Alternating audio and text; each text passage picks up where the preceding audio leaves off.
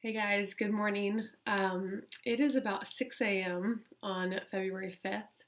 It's a Monday. I hope everybody had a great weekend.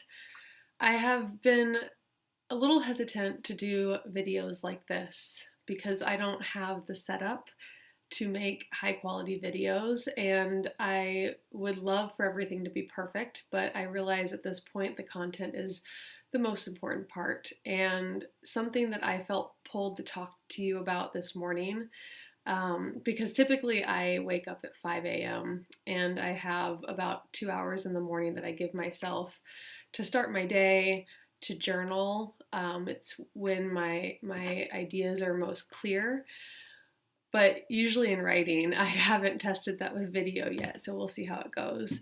But I felt pulled to talk about this subject because it's come up a few times in different conversations that I've had and different messages that I've read, that I want to be very clear about something, especially in relation to all of the positive thinking vibes and videos um, that we've had and the things that I've discussed so far. Uh, Positive thinking, while it is the goal and it's the intention that we should set every day, is not something that is reasonable to expect from yourself full time. You are human. We are all human. And I think so I'm going to talk about a couple of things that might invoke a little bit of discomfort. I've become more comfortable talking about it, but I know that people don't really like to talk about things that are uncomfortable, like emotions. And it's unfortunate because what the message tends to be is that we're not allowed that space to feel anything that's negative, anything that's not positive. And we need to be able to feel those things and not judge ourselves for feeling that way. And really, if we could extend that courtesy out to other people, that would be optimal. But primarily for ourselves, being gentle with ourselves.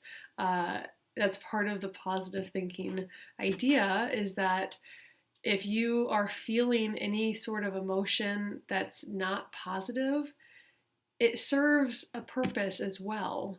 And sometimes we like to shut it off because it's uncomfortable to be upset, to be angry, to be sad. But when you feel these things, they tell you something. They are highlighting. It's almost like your body is telling you something's going on, and I want you to listen. And I don't want to get too far into it, but I call I everybody knows that you have two sides of yourself, right? And this side right now, from the space that I'm speaking from in videos like these, this is my higher self. That's why I make these videos, and they're partially for me too. They're a lot for me too, because my higher self is what I it's my truth. It's what I describe. Um, it's how I describe the inner workings that I have that are top level, that I'm not all of the time. How I actually think about things, how I actually feel, my most authentic self. But then the other side, when you're caught up in emotion, when you're upset, when you're angry, when you are anything outside of your truths, really, that's your ego. I call that and if you're really upset, I call it your inflamed ego. That's my own language for it. So if you're really angry, I consider what I'm looking at as an inflamed ego. And I get very careful in that conversation, or I try to, unless I'm an inflamed ego space. So we won't get into all of that. That's more advanced. Those are the conversations I hope to have in these vlogs someday, because they're very helpful to have. But for today, in this video right now, I want you to, and when I say you, I mean me, because I'll watch this later when I when my ego is flared up. But I want you, if you are feeling an emotion, if you have time and you have the space, please give that attention. Please sit with it and think about where it's coming from. If you are angry, anger is a relatively new one for me. I remember, I think it was at some point last year, I remember getting so angry, and I I was going through a lot of stuff, and anger came up maybe 2 years ago, but it was new and it seems weird. I think I repressed it for a while, and maybe women do that. I don't know. I think men repress sadness because they're told that you're not allowed to feel that in one way or the other. And that's sad because those emotions serve something. And anger is something that typically comes out and as a secondary emotion. If you're very angry, you're probably hurt about something. Maybe in that moment, maybe it's like we had talked about before, we talked about triggers. Maybe you have become triggered because of a wound that you unfortunately had in your past. And so that's why looking at something like anger and trying your best not to judge yourself for it and to listen to it and try to, and this is higher level thinking, right? Trying to figure out where that's coming from. And the only reason it's higher level thinking is because we're taught to try to push away those emotions or to shut them off because society isn't comfortable with it. And there are some places that it's not appropriate to express such emotions, so we try to control them. But sometimes we take that too far, and in trying to control it, we never deal with it. And if you are boxing those things up, then they eventually come out. And so the best thing you can do is try to take the time to unpackage those a little bit and work through them and see if you can learn about yourself a little bit more and what's going on with that. And my video is taking up too much space. This is what I was concerned about. I don't have a lot of space on my computer. So it might cut me off, in which case I'll just start again and try again. But I hate getting distracted like that because I'm kind of in flow. So the only emotion that I take as an exception to that, and what I I get triggered by, is shame. And shame is very personal, as is all of these emotions. They come from experiences that we have. It comes from how we view ourselves because of those experiences. But shame, as far as I know, shame serves no productive purpose. And so I've actually annoyed people at times by not trying to correct their shame, but I will give my mother some credit for this. When I grew up, when I was younger, my mom was very careful to correct us when we labeled ourselves or when we labeled other people. If she was around to hear it, she would have these conversations about I am versus I did. And I give her kudos for that because I learned that very early from her, is being careful not to say you are being a jerk or I am such a jerk. That's shame. Saying you are acting that way, that's fine, but I have a hard time with labels because it's shame.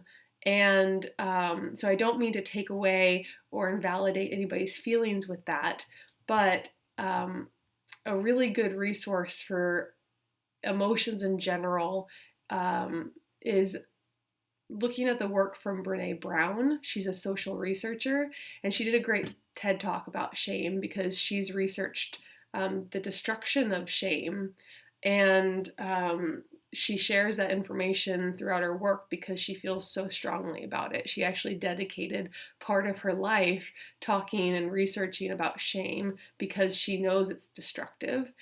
And we can't help if we invoke shame in somebody else, unfortunately. And shame is one of those very quiet emotions that we feel that are very personal. So we hear it in language, but if somebody's feeling it and they're not talking about it, unfortunately, we can't address it. So I'm addressing it here right now to all of us because it needs to be talked about. And for more information about that, a great book that she wrote, and actually I think it's just audio. I haven't seen the actual physical book because I found it on Audible. I sign up so that I can get a free book once in a while, and Power of Vulnerability was a really powerful book for me, and she talks about shame specifically and why it's so hurtful because your identity is wrapped around these ideas of negativity of who you are, and that limits you and it hurts you, and nothing good comes from that. So if you are feeling shame, that is one emotion that I don't like to tell you what you should or should not do, but I would be very careful with shame. And I don't mean to trigger anybody by speaking about it openly.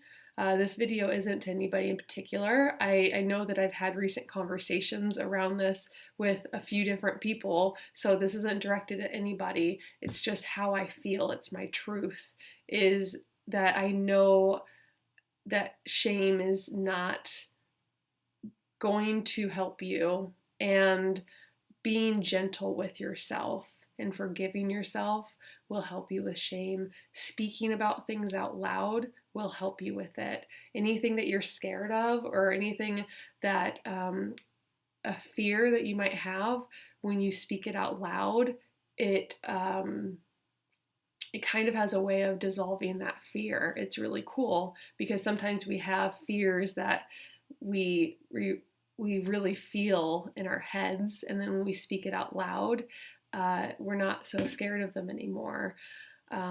Or we find out that we connect with somebody and they're like, hey, you're normal. I feel that too. And unfortunately, those people are hard to find because a lot of people don't like to feel uncomfortable. And it takes somebody to be vulnerable about it, like I'm trying to do with these videos, to open that door. I want to have a community where we can talk about things productively, and that's not to ruminate on things, but it is to solve them in a way, and to move forward in life and free ourselves of what's making us stuck so that we can be our best selves, so we can be happy.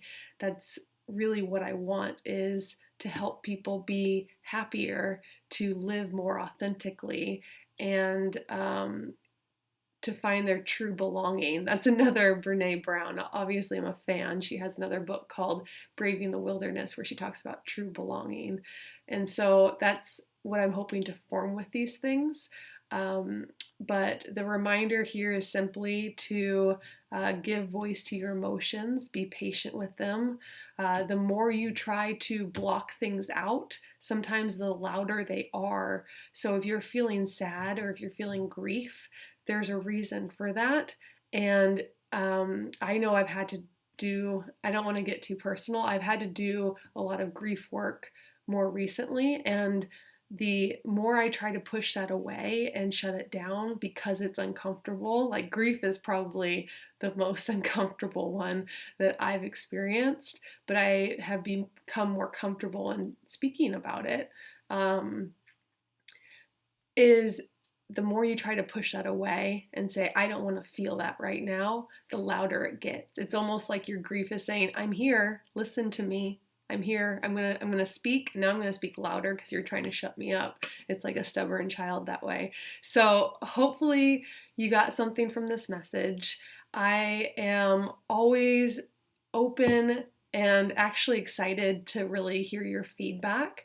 If you have constructive criticism or whatever, I know the quality of these videos are not great, but hopefully my message is helpful. And if you have questions, I'm kind of at the point where I've talked about these things so much that if I miss something, it's important to get that feedback, because I don't want to skip something that's important to understand. And that's why the short videos kind of drive me crazy. They're important because people don't have a lot of time to watch videos every day. And so they're really to capture attention, to start a conversation. But what I really want to get to is some of these deeper things, these very real topics that we can help work through together. So I hope that you guys have a great Monday. I know a lot of people don't particularly love Mondays, but I hope you have a great week. And I'll wrap it up here because I know it's getting long. I can already feel it. And I'm sending you guys so much love, and we'll talk again soon. Okay, thanks. Bye.